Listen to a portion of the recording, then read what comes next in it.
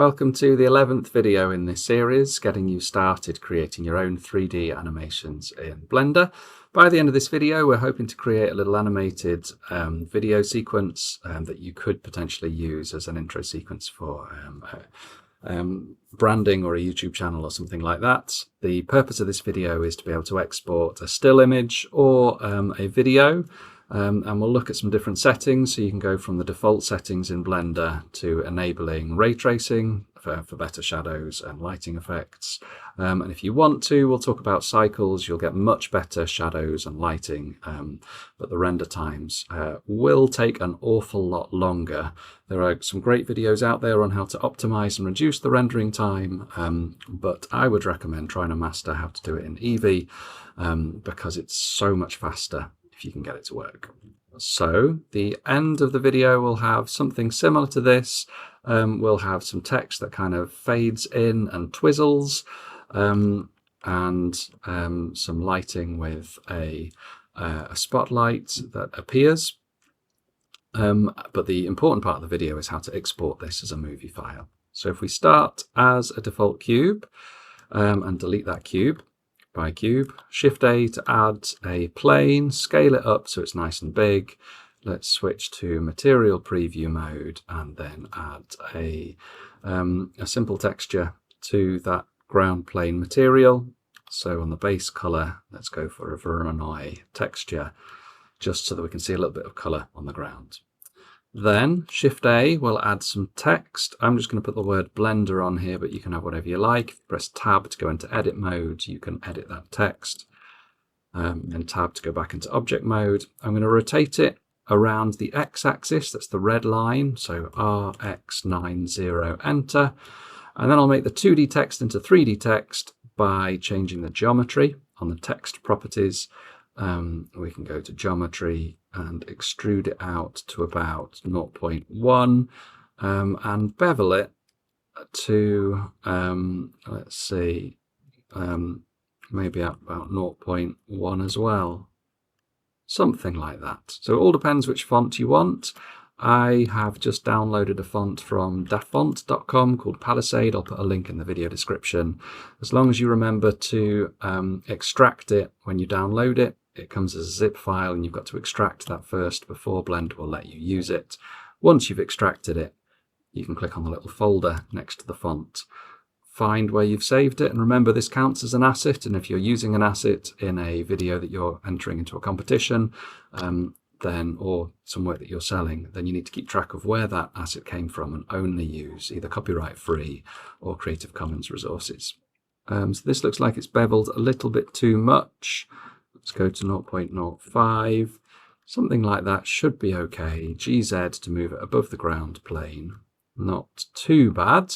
Next, we want to set up the camera. So I haven't got a full-size keyboard to press numpad 0. I have to press this little button. Shift and the @ sign will turn you into kind of Minecraft fly mode with WASD. And I'm going to fly around until I'm looking in front, but slightly to the side, slightly above by pressing E to go up, looking down until all of the text is in frame, like that. Okay, next let's add a kind of metallic red to the text. So with the text selected on the Material tab, let's make a new material, make the base color red, make it fully metallic, so that's 1 in here, and not very rough at all, maybe 0.1 or something like that for roughness, so it looks less plasticky and more metallic, something like that. Then let's have a look in the rendered view, and it looks bizarrely worse in rendered mode than it does in material preview. Let's put some ray tracing on to make it look slightly better. And then under ray tracing, you can experiment with the screen tracing thickness. I'm going to change that up to 0.5, or you can experiment with any of these to add the sense of depth that you get with the ray tracing. That's following all of the light beams and seeing where they bounce around. So that's our starting point. Now let's add some lighting. We have a light already in the scene. We'll keep that and then add Shift A spotlight. And the spotlight irritatingly appears below our ground plane, so GZ to pull it up. And I'd like it to be in front of the text, so G and Y to move it in front. I'd like it to be pretty much level with the camera, but pointing at the text. So Shift and T means I can move my mouse and point with my mouse at what the light is pointing at. And you'll notice the light is very faint at the moment. Let's make it much brighter, maybe a 2 kilowatt bulb, 2000 watts. Oh gosh, that looks really bright. So we can change the blend, how softly it feathers around the edge, and change the size to make it a little bit bigger. And then maybe we do need to Shift T until it gets everything nicely lit up. Okay. So that's pretty much our scene. The only other thing that we're going to do is get rid of the kind of scene lighting. So in the world mode, we have this grey lighting. If we set that to black, then all we should see is the lighting from our point light and our spotlight. So the point light, if we turn that off, we now only see the spotlight. So I might as well delete that light by pressing X. There we go. But I think it looks a little bit too extreme. Sorry, I'll Control Z and maybe just have a little bit of ambient lighting. Maybe 200 or 300 watts. Let's see, something like that. Okay. Great. All right, we're ready for some animation now. I would like the text to twist and to fade in. So I'm going to go for 60 frames in the whole animation. So let's set the end frame to frame 60. The first 20 will be fading and twisting, and the final 20 is going to be fading back out again. So for the twist, we'll add a modifier to the text. And it's going to be a deform modifier, a simple deform. Just this twist should be fine. As you change the angle, the text should twist. I'm going to start on frame 1. With the angle being -360. So I'll make sure I'm on frame 1 and then press I with my mouse over the angle. Go on to frame 20-ish, set the angle back to 0. It's orange, which means it's not got a keyframe, which means it's going to get lost if I move along to a different frame. I need to press I to remember that. And now it should animate from the first keyframe to the next one. Next thing I'll animate will be the material. So it starts transparent. So on the material, we can go to frame 1 by doing Shift and left. And I can skip to the next keyframe by pressing up or down. So when I get to frame 20, add a keyframe in, which means that the material is going to stay completely opaque, the opposite of transparent, on frame 20. Shift left to go to the beginning. Set that to 0 to make it completely see-through. I to insert a keyframe. Then on frame 40, if we put another keyframe in to remember the fact that it's completely opaque, Shift and right to get to frame 60.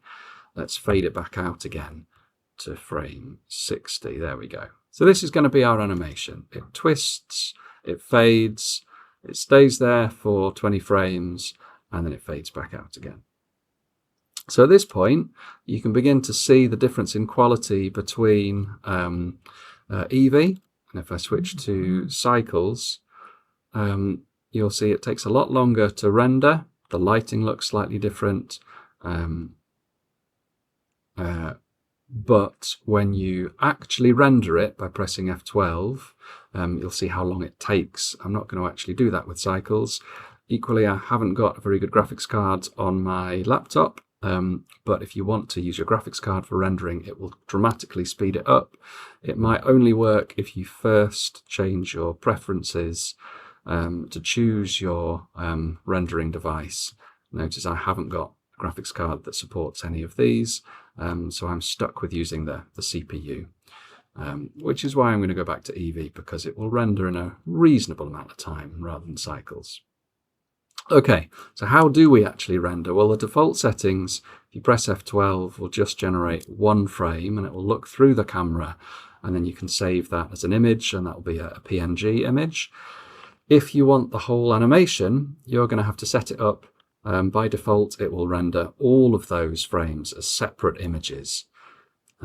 Gosh, it's taking a long time even to render this. So my advice is, when you start rendering, render small images that are much quicker to render than a whole frame. There we go. Not fantastic, but it got there eventually.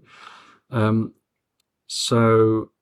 default, it's set to full HD, 1920 by 1080. You want a nice small preview, you can get 20% of that. So now if I try and render, it'll just be a much smaller preview. It will take far less time, hopefully, but you can get an instant overview. But just remember to put that back to 100% when you want to render the whole thing. Okay, so the important settings for rendering.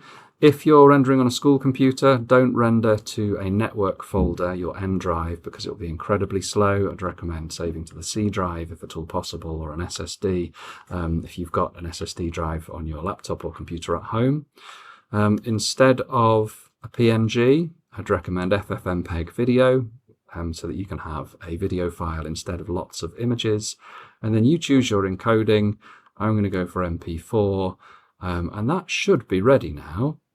So I've only got 20% size. It shouldn't take too long to render. Let's have a look. Render and render animation. I'm hoping it should now generate a small video. It's going to go through each frame one by one. Gosh, it looks like it's going to be 3 seconds per frame. And I've got 60 frames, so I won't leave this rendering for the whole time. Hopefully, if you have a better computer, it'll be faster. Or there are all sorts of video tutorials out there about how you can decrease rendering time. I don't count myself an expert on this, but hopefully